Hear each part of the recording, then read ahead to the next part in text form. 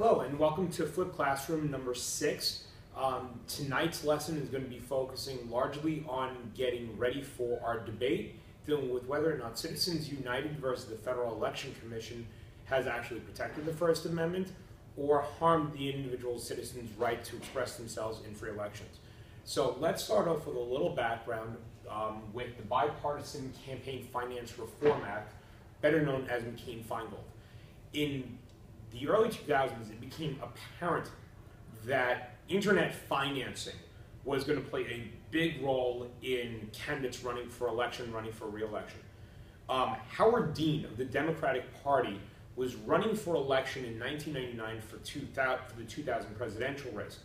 He was the presumptive favorite until he had a rather embarrassing campaign stop where he was videoed being a little bit too exuberant during a campaign celebration. But before that, he had raised a fantastic amount of money for his campaign all through the internet. In fact, a great deal of internet advertising for candidates has been modeled off of Howard Dean.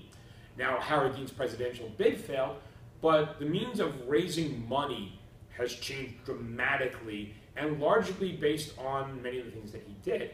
So John McCain, the senator at the time, who was also considering a run for president, proposed the idea of limiting campaign finance. It had become apparent that special interest groups were going to play a big role in the elections of the 21st century. So an effort was made to limit candidates to $2,500 of campaign donations per candidate per election, meaning that if I was running for election, I would be running for a primary, and then for a general election. A corporation, a special interest, or an individual could each donate $2,500 to my campaign and no more. Well, there have been other ways of donating money aside from just direct campaign contributions. During the early 2000s, there was a significant problem with something called soft money, where people would make campaign donations to facilitate the actual campaign without giving money directly to the candidate himself. So if I was going to host a $1,000 a plate dinner, somebody who was my friend and wanted me to win election might provide the dinners and not ask for any money back. If we consider that as a one-time thing, nobody would notice. But the amount of soft money donations were well into the millions of dollars being made, and campaign finance seemed to be running away. So the law was passed specifically to limit the influence of lobby groups, PACs, and 527 groups. As we discussed in class with a quick review, a lobby group is a legislative firm designed to get an individual law passed, maybe even laws that all favored one specific agenda. So if you want to try to study this, lobbyists want the law. Just remember the alliteration, lobby law. A PAC, or Political Action Committee, is aimed at getting an individual candidate elected. So just try to, again, focus on the alliteration, a PAC, and a candidate. The PAC wants the candidate. Again, they form a committee, a political action committee, designed to fundraise and get somebody elected into office. The more persuasive the candidate, the more money donated for them, the more that national organizations like the RNC or the DNC might feel as if that's the best person to run, and then they contribute their money as well. Additionally to that, the IRS allows for tax-free issue donations. So if I strongly believe in an issue, I can spend any amount of money I want as long as I'm not advocating any specific candidate. So I can go into a congressman's district and advocate for an issue that I know the congressman opposes and his opponent supports, and then I can advocate for the issue, and it would have the same effect as if I'm advocating for the candidate. And as long as I don't coordinate with that candidate, well, then that's perfectly legal. And all of these costs seem to be getting bigger and bigger and bigger and bigger each year. And in 2008, $2 billion were spent on running for election.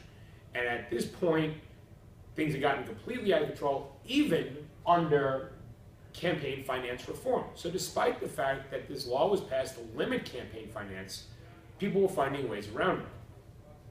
So in 2010, a movie was made that was going to be anti-Hillary Clinton, while Hillary Clinton was considering a run for office in the future.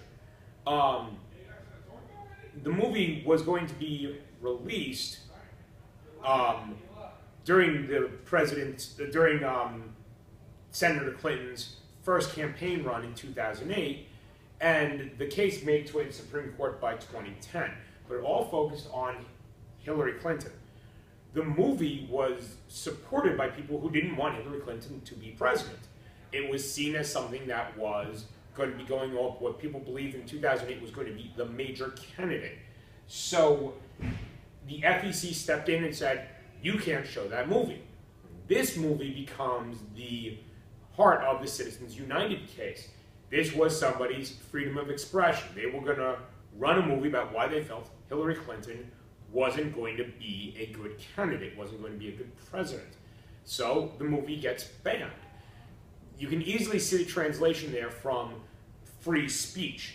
This was somebody's political expression. It wasn't going to be aired, not because people didn't want to see the movie, but because it violated election law.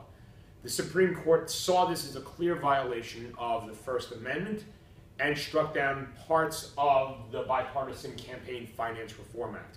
Some of the bill exists, but the real teeth of it no longer does.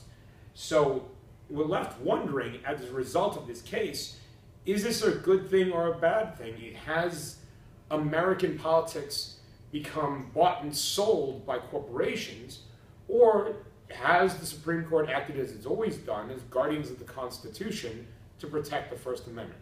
So we're going to take a look on our next slide at the positive reasons or the positive effects of the campaign of the Citizens United case.